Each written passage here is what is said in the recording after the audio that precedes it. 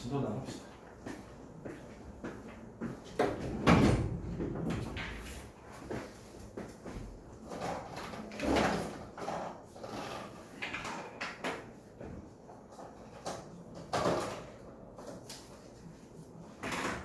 얼마 안 걸릴 겁니다. 금방 할 수 있습니다. 자, 등비수열 볼게요.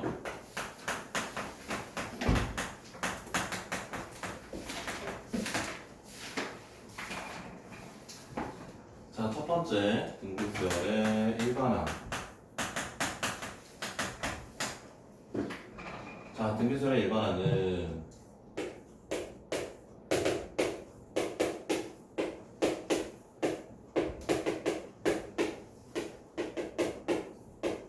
이렇게 되어 있을 때 등비라는 건 이웃한 항의 비율이 같다라는 거고요. 앞에 항에다가 어떤 적당한 숫자를 곱한 게 뒤에 항이 될 때 그때 우리는 얘를 등비수열이라고 이야기를 합니다. 그리고 이 비율은 공비라고 이야기를 합니다. 공통된 비율이라는 이야기고요. 일반항을 유도하는 과정은 A2는 A1에다가 R을 곱하면 되고요. A3는 A2에다가 R을 곱하면 되고요. A4도 A3에 R을 곱하면 될 거고요. 이렇게 쭉 내려가겠죠. AN은 AN-1에다가 R을 곱하면 되겠습니다. 그래서 양변은 싹 다 곱하기를 해주시면 막 약분이 되겠지. 얘네들이 약분, 좌변에는 AN만 남을 거고요. 우변은 A1에다가 R이 몇 개 남습니까? R이 N-1개 남지? 그래서 이게 등비수열의 일반항식이 되겠습니다. 우리가 등차 수열에서 했었던 거랑 비슷합니다. 어떤 수열이 등비수열이 된다는 네 번째 항은 두 번째 항에서 공비를 몇 개 곱하면 될까요? 두 개 곱하면 되겠지. 만약에 12번째 항은 5번째 항에서 공비를 몇 개 곱하면 될까요? 7개 곱하면 되겠죠. 얘네들 떨어진 항의 넘버의 차이만큼.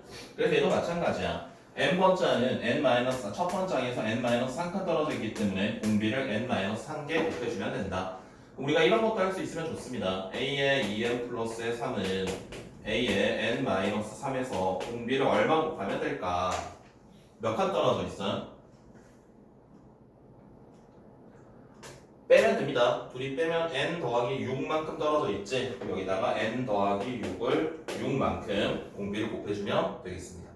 그래서 등차 수열과 등비 수열에서 얘네들의 일반항을 막 외우려고 노력하지 않으셔도 우리가 얘네들의 과정을 잘 해석을 하시기만 하면 충분히 그냥 잘 쓰실 수 있습니다.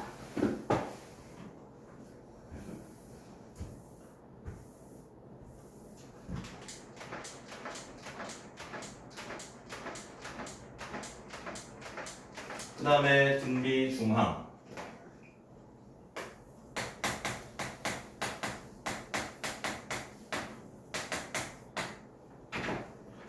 어떤 세 숫자가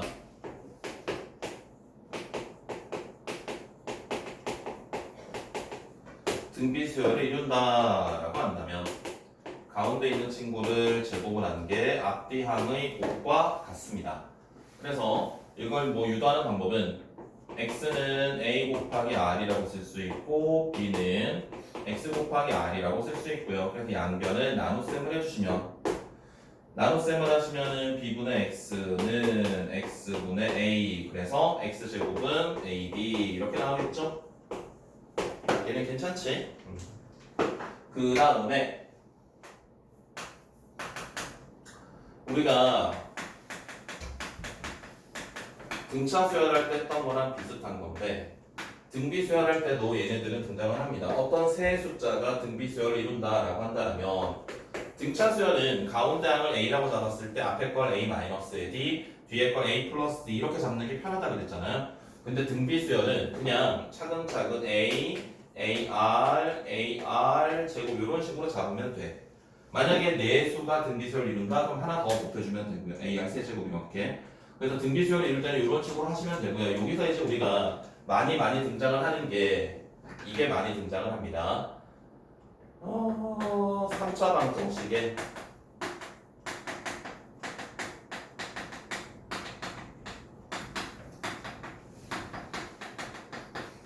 등과 계수와의 관계.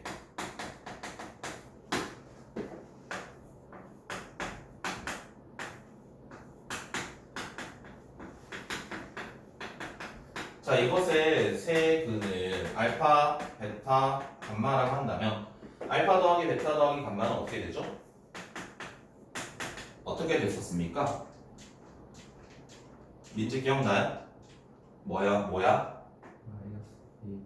네, 마이너스 A분의 B. 다음에 알파, 베타, 베타, 감마, 감마, 알파. 얘는 우리가 A분의 C 이렇게 쓸 수 있고요. 알파, 베타, 감마는 마이너스 A분의 D. 요게 등비수열에서 많이 등장하는 내용이거든요. 잘 기억하셔야 되고요. 우리가 등차 수열에서 했던 것처럼 뭐 나머지 정리, x-1로 나눈 나머지 이런 것들은 그냥 x자리에 1을 집어넣으면 된다라는 거.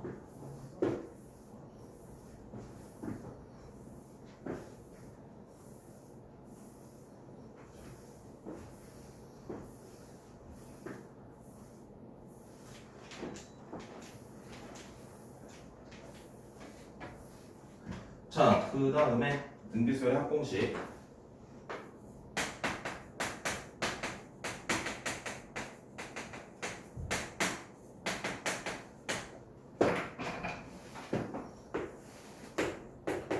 자, SN은 A1부터 AN까지 합을 나타내는 게 SN입니다.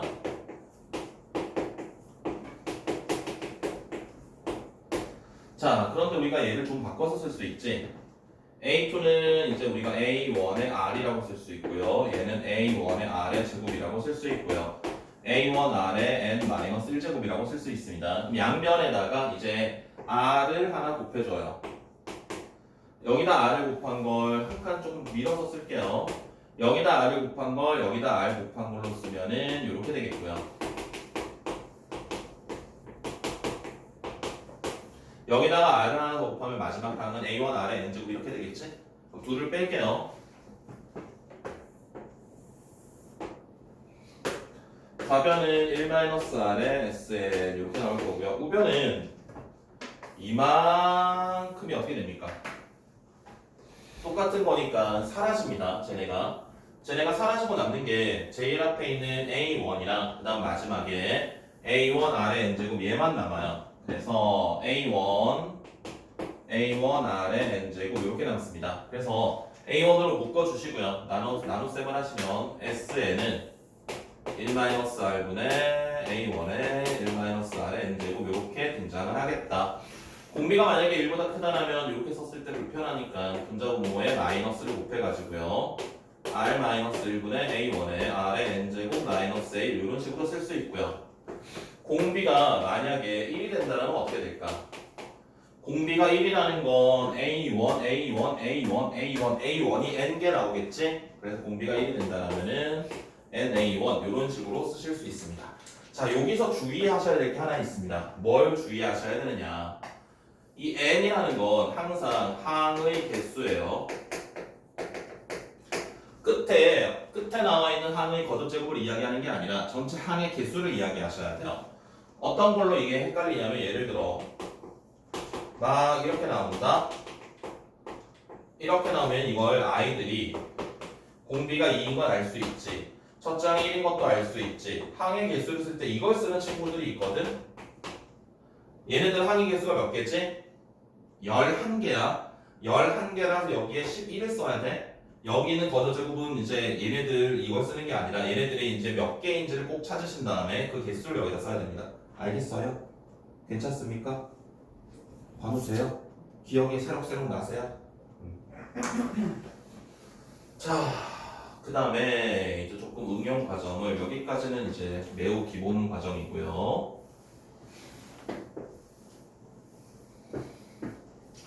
응용 과정을 보여드리자면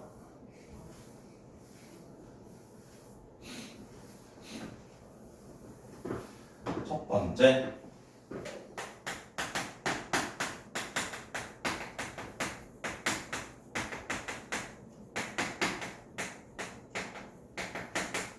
약수의 개수와 총합입니다. 약수의 개수와 총합. 어떤 자연수 n이 있는데 얘를 소인수 분해했더니 이렇게 나오더래. 소인수 분해를 한 겁니다. 소인수 분해를 했더니 이렇게 되더래. 그럼 여기서 약수의 개수는 어떻게 찾지? 중학교 때 했죠 이거는. 거듭제곱에다가 1씩 더한 다음에 곱해주면 이게 약수의 개수였습니다. 괜찮아요? 약수의 총합은 어떻게 될까요? 기억나세요? 관우 기억나요? 민재 기억나요? 우리가 그럼 이 예를 들어 봅시다. 어떤 12라는 숫자를 소인수 분해하면은 2의 제곱이랑 3으로 소인수 분해가 되죠. 그럼 얘를 우리가 약수들을 쭉 써보면은 이게 중학교 때 이거 했을 건데요. 곱셈표를 만드는 겁니다. 이런 거 했던 거 기억나요? 얘네들 곱해가지고 이렇게 쓰는 게 뭐예요? 얘네들이 모두 약수잖아요. 이걸 싹 다 더하면은 이게 우리가 약수의 총합이 되거든? 우리가 싹 다 더한다는 건 이걸 싹 다 더해봐. 1 더하기 2 더하기 2의 제곱이고요. 얘를 싹 다 더하면 3으로 묶었을 때 1 더하기 2 더하기 2의 제곱입니다. 그러면 다시 한번 묶이겠죠. 그래서 1 더하기 2 더하기 2의 제곱에다가 1 더하기 3을 해서 곱하면 이게 약수의 총합이거든요. 그래서 어떤 수를 소인수분해했을 때 뭐 p의 n제곱이랑 a제곱이랑 한다라면은 1부터 p의 a제곱까지 쭉 덧셈으로 나타내고요. 1부터 q의 b제곱까지 쭉 덧셈으로 나타낸 다음에 이렇게 곱하기를 한 것들이 모두 약수거든. 모두. 그렇기 때문에 얘네들도 논리는 같습니다. p의 a제곱, q의 b제곱, r의 c제곱으로 소인수분해가 된다면 1부터 p의 거듭제곱을 쭉 씁니다. p의 a제곱까지 쭉 씁니다. 그 다음에 1부터 q의 거듭제곱을 역시나 끝까지 쭉 씁니다. 마찬가지 1부터 r의 c제곱까지 다 쓴 다음에 얘네들을 곱하기를 하시면 이때 만들어지는 게 모든 약수들이 됩니다. 이해되세요? 관우 이해돼요? 그럼 얘네들의 합은 이제 우리가 등비수열 합공식을 이용해서 나타낼 수 있다는 거야. 괜찮아? 되겠어요? 약수의 개수와 총합, 오늘 이거 백제도 있습니다. 얘네들은 약수의 개수 총합 내가 넣어놨어요. 백제도. 얘네가 정말 이렇게 잘 까먹는 거라서 가끔 이제 시험에 나오면은 아이들이 이제 헷갈릴 수 있는데 헷갈리지 마시고요. 그 다음에 이제 중학도형을 하셔야 됩니다. 삼각함수 활용할 때 중학도형을 몇 개를 보여드렸습니다. 기억나십니까? 기억나니? 안 나니? 여기서 이제 꼭 기억해. 등비수열에서 이제 우리가 등비수열 활용 파트 도형들 막 나와가지고 얘네들을 이제 막 몇 번 반복을 했을 때 만들어지는 도형의 넓이를 구하여라, 길이를 구하여라 이런 것들 할 때 많이 등장하는 것 중에 하나가 직각삼각형이 많이 등장을 합니다. 기억을 하시는 게 문제를 꼭 푸실 수 있습니다. 직각삼각형에서 수선의 발을 내렸을 때, 자 여기서 우리가 쓸 수 있는 게 네 가지가 있죠. AB 제곱은 BH 곱하기에 BC, AC 제곱은 CH 곱하기 CB. 이 그림을 잘 기억하시면 돼요. AH 제곱은 BH 곱하기 CH. 그 다음에 마지막 AB 곱하기 AC를 하면은 AH 곱하기 BC와 같다. 이건 넓이식으로 만들어주는 거죠. 그래서 이 네 가지는 잘 기억을 하셔야 됩니다. 이것들은. 그 다음에 두 번째, 외접원. 등비수열에서 엄청 많이 등장하는 것 중에 하나입니다. 이거는 실제로 모의고사 기출로도 몇 차례 등장을 했었고요. 원들이 요렇게 너무 크게 그렸는데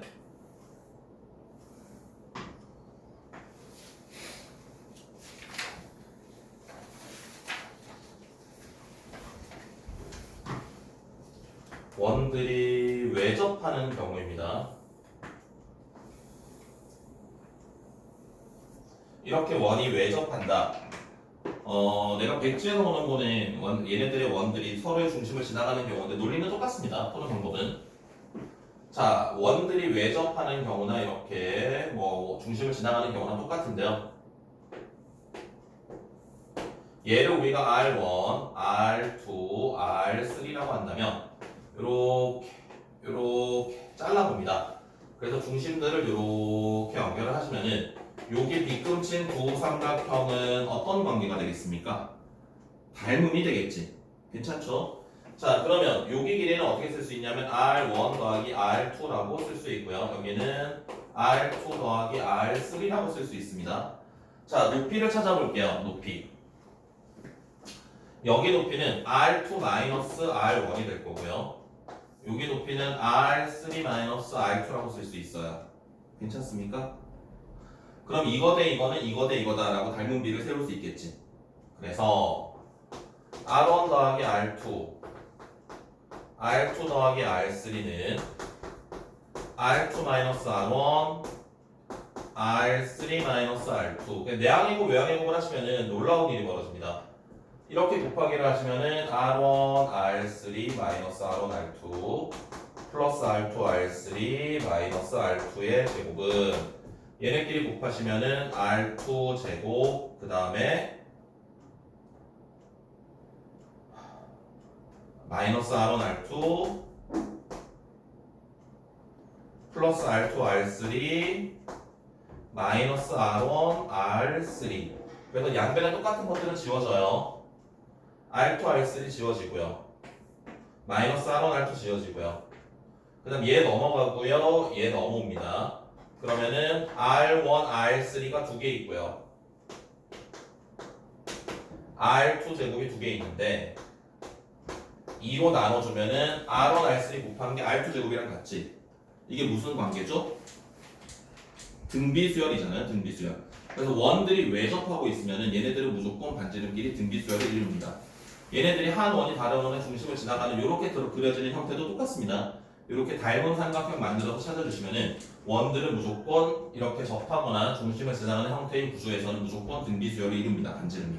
그래서 이 사실을 우리가 알고 계시면 미리 기억하고 있다라면은 이런 문제들이 나왔을 때 훨씬 시간을 줄일 수 있겠죠. 괜찮니? 민재 괜찮니?